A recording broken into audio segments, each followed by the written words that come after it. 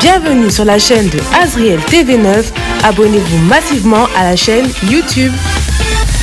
N'oubliez pas de cliquer sur la cloche de notification pour être alerté de toutes nos vidéos.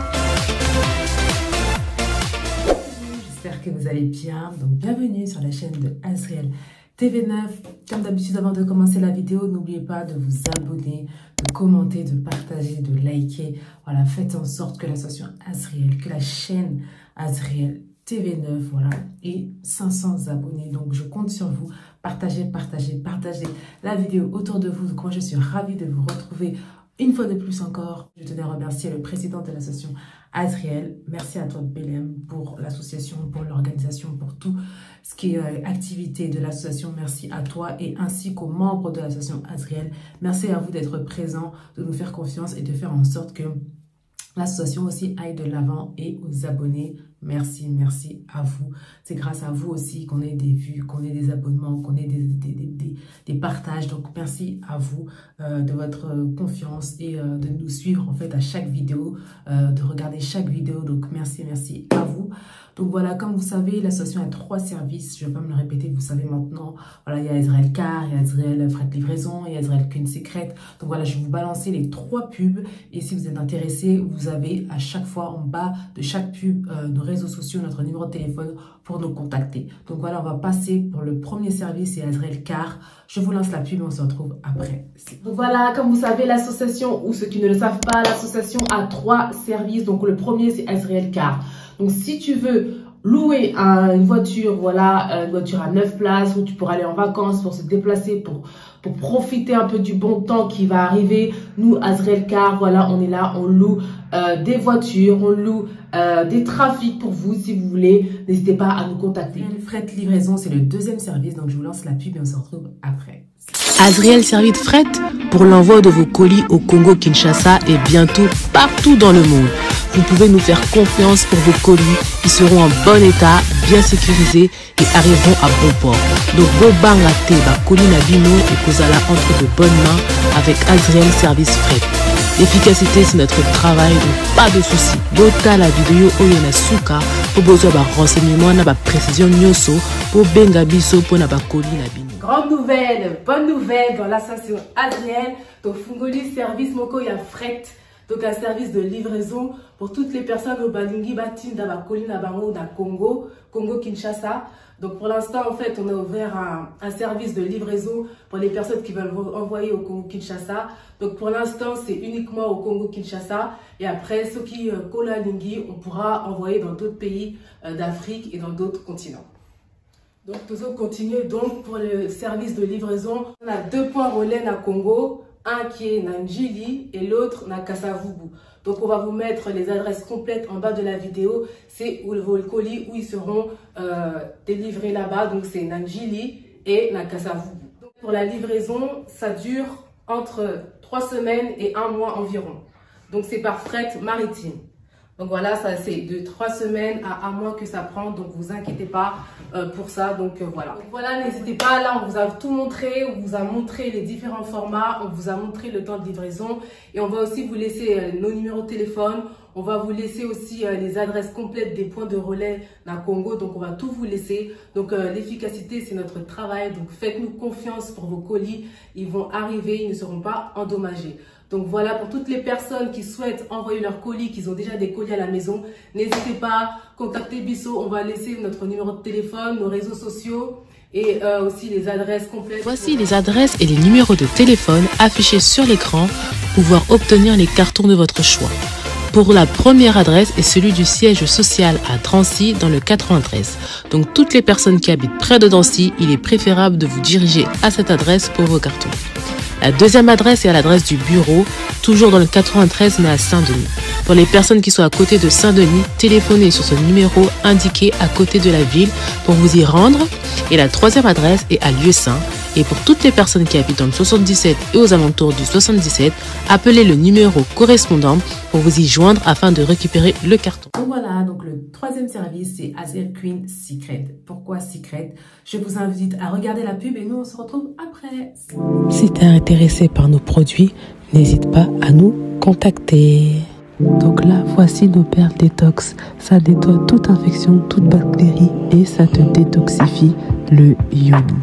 Attention, âme sensible, regardez à quoi le résultat quand vous enlevez votre perle détoxifiante. Et aussi, on a les plantes naturelles, on appelle le sauna vapeur. Ça permet d'équilibrer les hormones et le pH. Ça améliore la fertilité, ça diminue les sécheresses vaginales et ça apaise les crampes menstruelles. Ça te détoxifie, ça te purifie de l'intérieur. Et voici notre troisième produit, les capsules Queen Yoni. Donc ça, c'est le best-seller.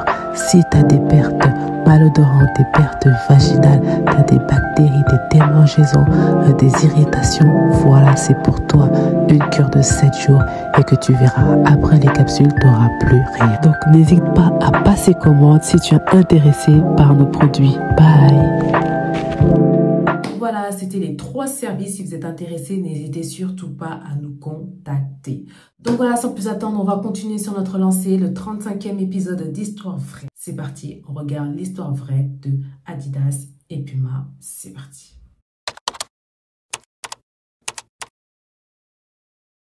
L'univers des sneakers est riche en histoires captivantes, mais peu sont aussi intrigantes que celles des frères Dassler, fondateurs des marques Adidas et Puma. Leur rivalité fraternelle a non seulement donné naissance à 2 géants de l'industrie du sport, mais également façonné la culture des sneakers telle que nous la connaissons aujourd'hui. Plongeons dans cette saga familiale qui a transformé le paysage sportif et commercial mondial et a donné lieu au livre Sneakers Wars.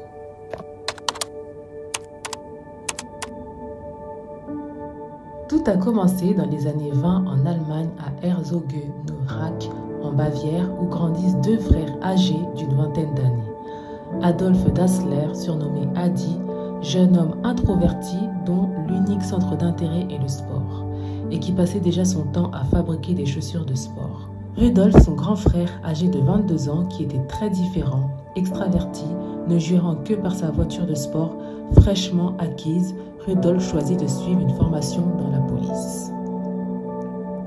Adolphe, quant à lui, décide de réaliser son rêve et c'est plus exactement en 1918, à l'issue de la Première Guerre mondiale, à laquelle participèrent les 2 frères, d'ouvrir sa propre fabrique de chaussures dans l'ancienne laverie de sa mère. Au début, ils utilisent des moyens tout à fait rudimentaires. Juché sur son vélo, il arpente les rues afin de chiner de quoi fabriquer des chaussures. Des morceaux de musette et de casque pour faire les semelles et des morceaux de parachute en guise de revêtement. Pour les fabriquer, il utilise son vélo connecté à une dynamo et fait pédaler un de ses 2 employés pour produire l'électricité. En 1921, Rudolf rejoint son frère et met son sens inné du commerce au profit de l'entreprise. C'est à partir de ce moment que l'entreprise va connaître un réel essor. Elle commence par fournir l'équipe olympique allemande aux JO de 1928 à Amsterdam, puis Jesse Owens aux JO de Berlin, dont la victoire aux JO fit mondialement parler d'elle. Ce gain de notoriété va ouvrir de nouvelles opportunités à l'entreprise familiale. Mais c'est également cet événement qui sera à l'origine de divergences entre les 2 frères. Adi, en grand passionné, voulait en profiter pour investir dans l'amélioration de ses produits, alors que Rudolf ne voyait que les bénéfices qu'il pouvait tirer de cette publicité. Ces divergences s'accentuent à partir de la Seconde Guerre mondiale, quand arrivent de nouvelles difficultés. La production était contrôlée par le régime et donc ralentie. Et Rudolf refusait de faire travailler ses neveux dans la fabrique pour leur éviter d'être appelés au front. Le climat familial se détériore de plus en plus. Hitler mit ensuite en place une politique de mobilisation totale. Tous les hommes pouvaient alors être appelés au front. Ce qui fut le cas de Rudolf, mais uniquement de lui. Très en colère, il décida de faire fermer l'entreprise pour la mettre à disposition de l'armée nazie.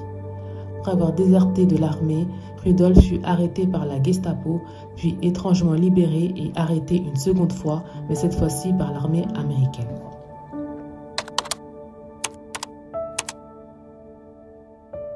À l'origine, les 2 frères étaient partisans du NSDAP et séduits par le tempérament d'Hitler. Mais Adi s'est vite détaché des idéaux de celui-ci, tandis que Rudolf continuait de suivre le parti. Tandis que Rudolf était toujours détenu par les Américains, tout allait pour le mieux dans la fabrique allemande qui avait trouvé une nouvelle clientèle désormais américaine. Et c'est d'ailleurs l'armée américaine qui fournissait alors la fabrique d'Adolf en matériaux pour fabriquer ses produits.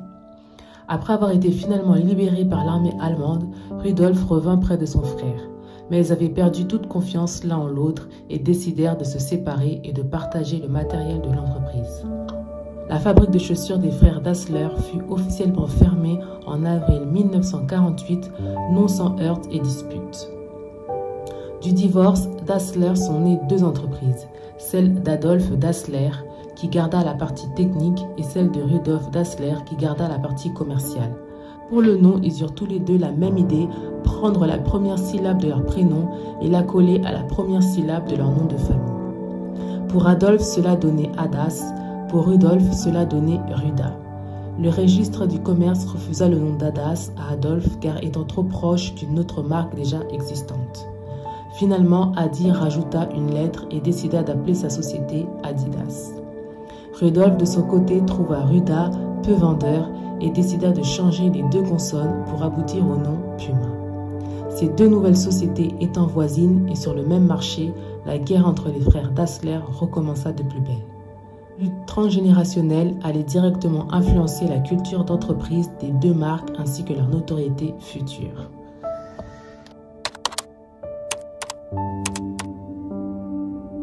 La concurrence entre Adidas et Puma stimule l'innovation dans le domaine des sneakers. Adidas introduit les crampons visés, révolutionnant les chaussures de football, tandis que Puma développe des technologies avancées pour améliorer les performances des athlètes. Les deux marques s'engagent également dans des partenariats stratégiques avec des sportifs de renom, renforçant leur présence sur la scène internationale. Cette rivalité pousse chaque entreprise à repousser les limites, contribuant ainsi à l'évolution rapide des sneakers en termes de design et de performance.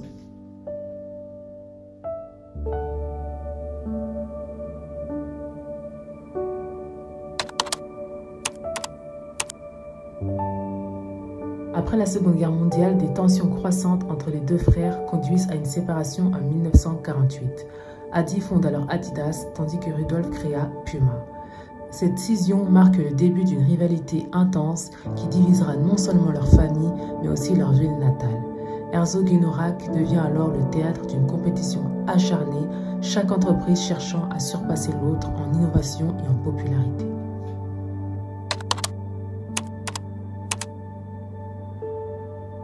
Aujourd'hui, Adidas et Puma sont des piliers de l'industrie des sneakers avec une influence mondiale. Leurs histoires communes, marquées par une rivalité fraternelle, a façonné la culture des sneakers et continue d'inspirer des générations de passionnés. Leur quête incessante d'innovation et leur engagement envers le sport ont laissé un héritage indélébile, faisant d'eux des acteurs incontournables du marché des sneakers.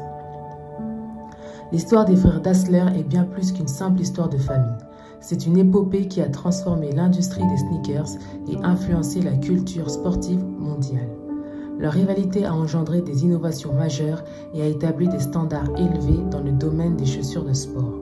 Aujourd'hui encore, Adidas et Puma continuent de rivaliser, perpétuant l'héritage de leurs fondateurs et enrichissant l'histoire fascinante des sneakers. Et voilà, c'est la fin de la vidéo, donc j'espère que vous avez apprécié la vidéo, j'espère que vous avez kiffé et merci pour ceux qui ont regardé la vidéo jusqu'à la fin. N'hésitez pas à vous abonner, à commenter, à partager. Nous on se retrouve jeudi prochain pour une nouvelle vidéo et comme d'habitude, abonnez-vous, partagez, commentez, likez. Voilà, partagez autour de vous en fait, dans vos réseaux sociaux, partout. Et donc voilà, comme d'habitude, nous on se retrouve jeudi prochain pour une nouvelle vidéo et comme d'habitude, prenez soin de vous.